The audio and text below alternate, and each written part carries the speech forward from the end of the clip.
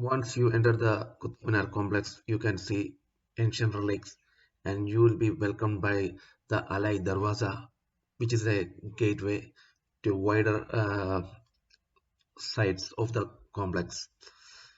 Like you will be able to see more relics and other parts, like you can see tombs, you can see gardens, and this is the tomb of Imam Zamin.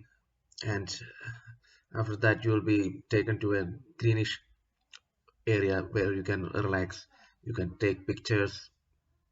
So moreover, it's like uh, a great atmosphere, and we were guided by a photographer who was busy taking photos, posing in front of Qutub Minar. And actually he charged his charge was on a higher side, but still the photos were something that we were able to cherish for a long time.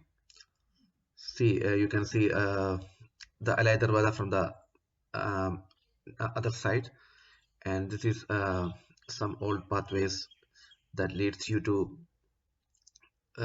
other historical relics inside the Qutub Minar complex.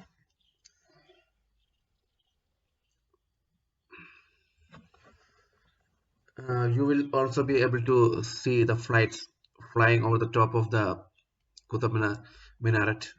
There's a huge sight, and every 1 or 2 minutes you can see the flights roaring over the minaret. And this is another like ancient relics that you can really watch and enjoy.